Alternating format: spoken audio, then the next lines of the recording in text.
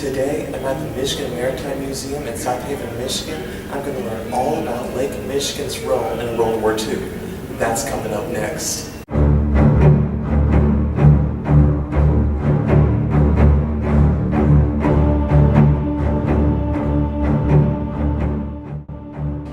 After the Japanese attack on Pearl Harbor in December 1941, the United States found itself suddenly plunged into what would become a Second World War.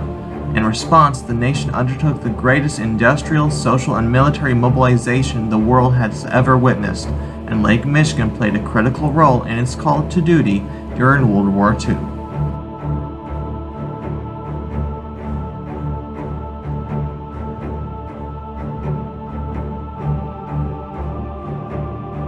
Shipbuilding began to decline on Lake Michigan in the early 1900s. The larger companies began working in steel, while the smaller firms focused on wooden fish tugs, towing tugs, and recreational boats that were becoming popular amid increasing leisure time and income. The war created immediate new demands for ships.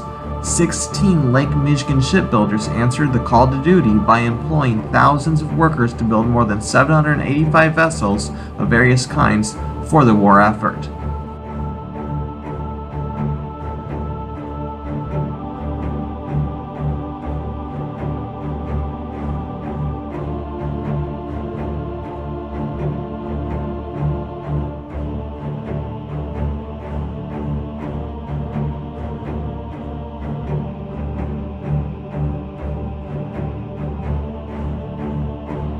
The Japanese attack on Pearl Harbor signaled an important change in the nature of sea warfare. Aircraft carriers would emerge as the dominant warship, the only efficient way to provide air cover for the Navy's vessels and support for ground troops. However, teaching pilots to how to take off and land on moving flight decks in all types of weather and while vulnerable to the enemy was a vexing problem. Lake Michigan's protected waters would answer the call to duty. The Navy acquired the steamers C&B and Greater Buffalo and quickly converted them into aircraft carriers, the USS Wolverine and USS Sable, to serve exclusively on this inland sea.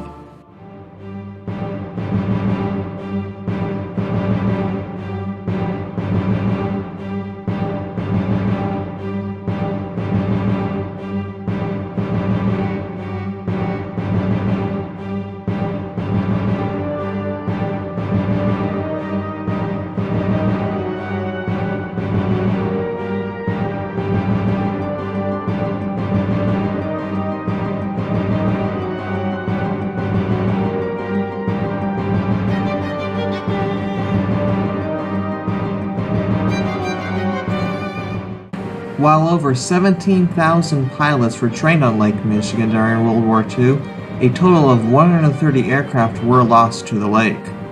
In recent decades, efforts have been made to pull these aircraft up out of the lake, restore them, and put them on display in museums.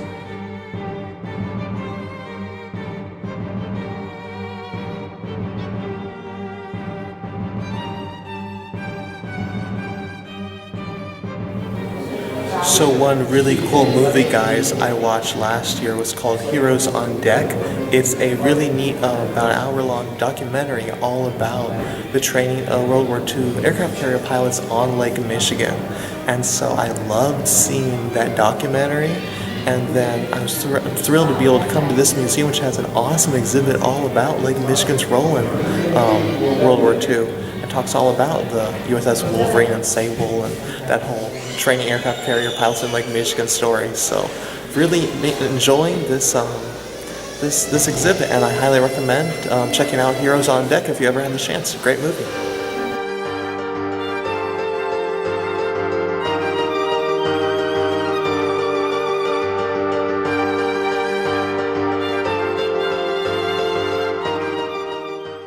The United States' entry into the war prompted a vast industrial mobilization that demanded, in particular, a massive amount of steel.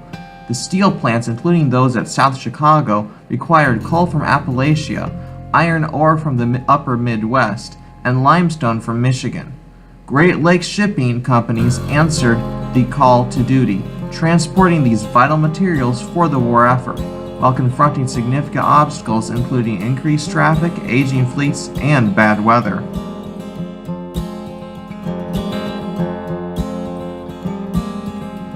Upon the United States' entry into war, the Coast Guard's primary domestic focus became protecting defense facilities and the massive traffic of ore, coal, grain, and other necessary war materials from sabotage. However, by early 1942, hundreds of Great Lakes Coast Guardsmen were transferred to the East Coast for naval duty. The Coast Guard Auxiliary, composed of civilians, answered the call to duty to augment or replace Coast Guard personnel in port security and typical search and rescue work. Many used their own pleasure boats as patrol craft to replace Coast Guard vessels called to combat service.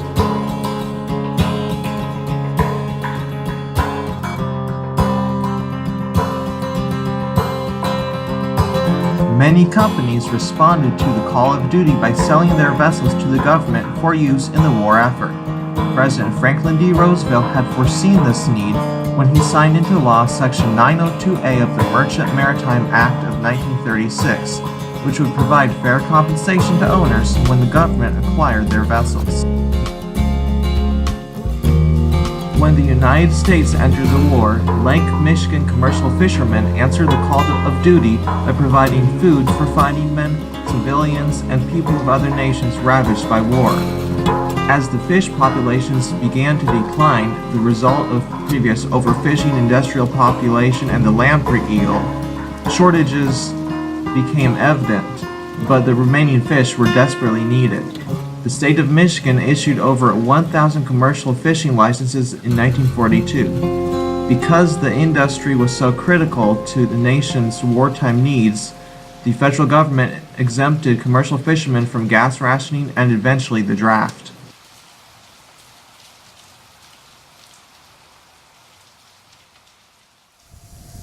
Well, thank you everyone so much for coming along with me and my dad to South Haven, Michigan, the Michigan Maritime Museum, exploring the Lake Michigan Call of Duty exhibit.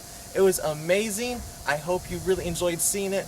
If you'd like to see more videos of this museum, please be sure to check out the card on the screen because I'll be sure to link that up. Thank you again so much for watching this video. If you like this sort of stuff, please be sure to subscribe because I post these sorts of videos every week. I know you won't miss out on any of it. Until next time, this is History Buff TN Photobug signing out, and I am indeed having a blast with the past.